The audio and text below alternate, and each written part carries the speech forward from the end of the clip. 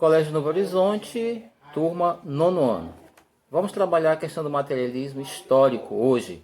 Entretanto, precisamos retomar um pouco aquilo que foi dado na aula anterior, onde nós trabalhamos a questão do socialismo, o pensamento social marxista, socialismo científico e vimos também a união de ideias entre Marx, Nietzsche e Freud, que são chamados grupos dos mestres da suspeita.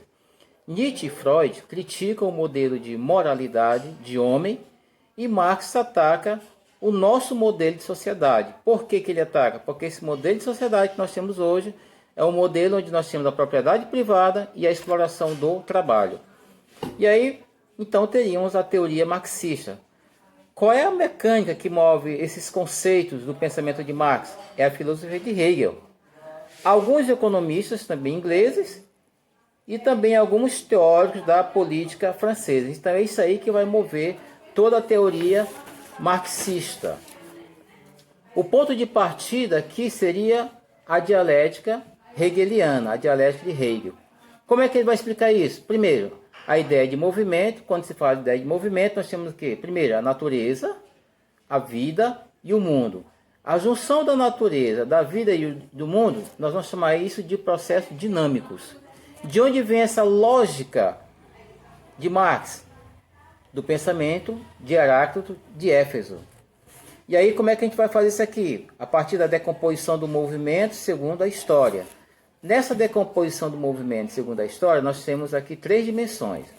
A afirmação, que nós chamamos de tese. A negação da afirmação, que chamamos de antítese, nós já tínhamos até falado sobre isso. E a terceira, que seria a negação do momento anterior, a unificação dos outros momentos num ponto superior. Então, essa unificação dos outros momentos num ponto superior vai ser chamado de síntese, né? Para entender melhor. De síntese. Explicando melhor. Primeira etapa de transformação de uma lagarta até chegar ao estágio de borboleta. Isso aqui eu estou colocando como exemplo para a gente poder entender essa questão da tese, da síntese e da antítese. Então, como é que isso vai acontecer? Dando o exemplo da borboleta. Primeira etapa de transformação de uma lagarta até ela chegar ao estágio de borboleta. A lagarta seria aqui a tese. A negação da evolução da borboleta seria a antítese. A borboleta é a nova negação do estágio anterior. Negação da negação. E aí temos um novo momento. Esse novo momento da negação, nós vamos dar o nome então de síntese. Síntese. Aí temos então aqui o conceito socialistas da matéria. Nesse conceito socialista, nós temos a questão da matéria, temos a matéria histórica, temos a matéria dialética, modo de produção, meios de produção e lutas de classe. E ainda outras coisas mais que nós vamos tratar aqui. Nessa matéria histórica, como é que acontece? Como é que se dá esse materialismo ou essa matéria histórica? Com a saída do homem da propriedade coletiva, isso vai acontecer lá na pré-história, para a propriedade privada. Então o homem sai dessa propriedade coletiva em que ele era dono, não precisava comprar de ninguém, tudo era de todos, era uma sociedade de certa forma comum, em que tudo era colocado em comum. A saída desse homem, chamado homem comum, que tinha tudo em suas mãos, que era uma propriedade coletiva, para a propriedade privada, então esse é o momento histórico, né? O materialismo histórico, dentro desse conceito socialista. Aí temos as relações sociais. Como é que se dá essas organizações sociais? Essas relações sociais, organizadas pelo meio da dicotomia. Que dicotomia é essa?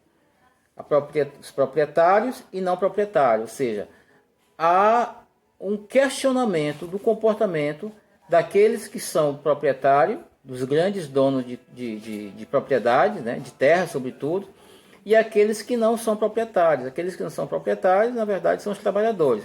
O proprietário exercia o poder sobre o não proprietário, gerando então o que aí? Uma contradição, certo? Quando você é dono do capital, quando você é dono da propriedade, então você explora aqueles que trabalham na sua propriedade. E esse tipo de relação é que Marx não concorda. Essas relações sociais de exploração, do dono do capital em relação àqueles que não têm propriedade, Marx então discorda totalmente. Aí nós temos o materialismo dialético. Como é que se dá isso? É quando se esgota um modo de produção, ou seja, não atende mais à necessidade da sociedade. Quando aquela produção não atende mais à necessidade da sociedade, então nós vamos chamar isso aqui de materialismo dialético, que vai acontecendo todo um processo dialético aqui. Ou seja, a substituição por outros produtos. O que eu estou produzindo não atende mais à demanda, então eu tenho que alargar minha produção, aumentar minha produção, criar outros mecanismos de produção para atender a demanda da sociedade. Aí nós temos, por exemplo, essa explicação das etapas, transformação de uma largata, que a gente já colocou em relação à questão da tese e da antítese, e temos ainda, continuando aqui, o modo de produção, que seria a sociedade produz o que precisa para sobreviver. Esse é o modo de produção.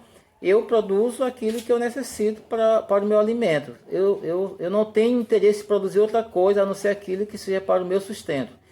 Esse é o modo de produção. Já os meios de produção seria, aqui, tudo que é utilizado para produzir determinado produto. Então são os meios de produção. Tudo que é utilizado para produzir determinado produto. Todas as ferramentas, todos os utensílios que eu utilizo para produzir outros produtos.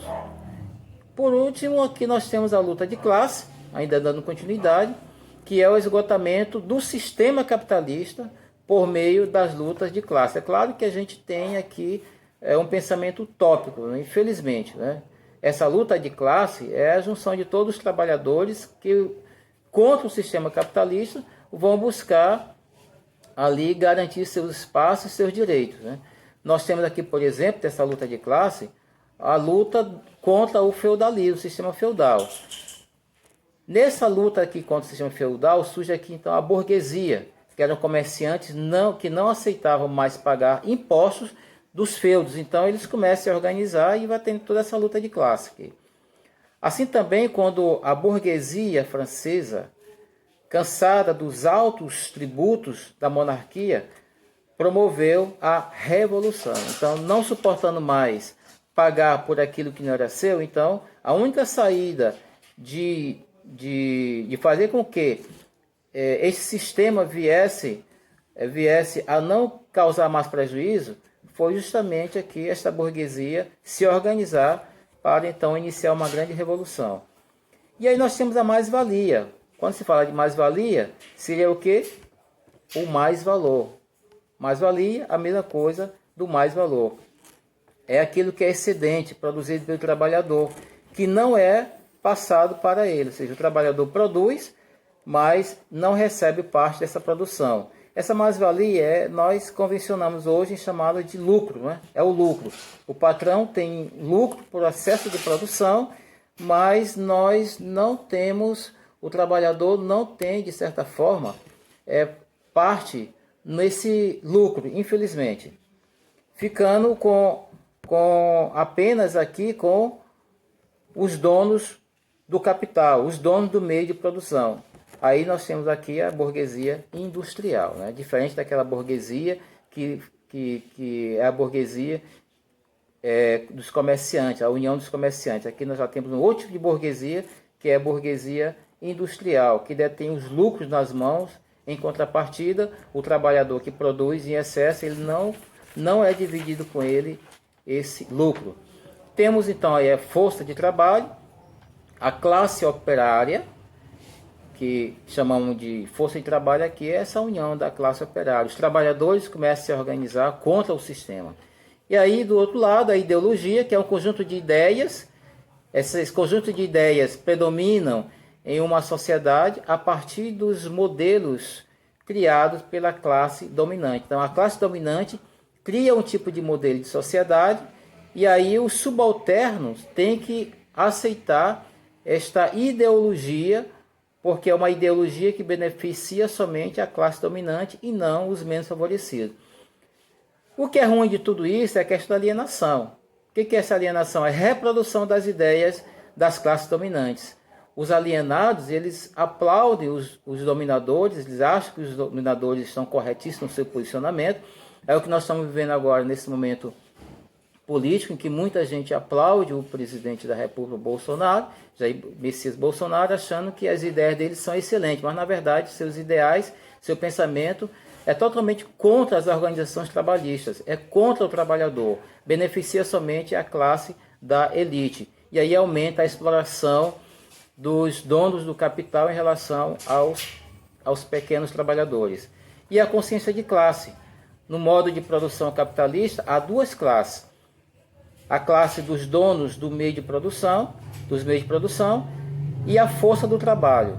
A união de todos os trabalhadores, nós vamos chamar então de força do trabalho. Então os trabalhadores se organizam, tentam buscar seus direitos, infelizmente esses direitos são negados por conta desse sistema capitalista que nós vivemos na atualidade. Por isso que Marx é totalmente contra esse modelo de sociedade que nós estamos vivenciando. Então essas reflexões aqui, é importante que se faça uma leitura nas páginas do nosso livro para compreender melhor aquilo que nós passamos sobre o pensamento de Marx, o pensamento de Hegel, sobre a questão da ideologia, a organização dos trabalhadores, a luta de classe.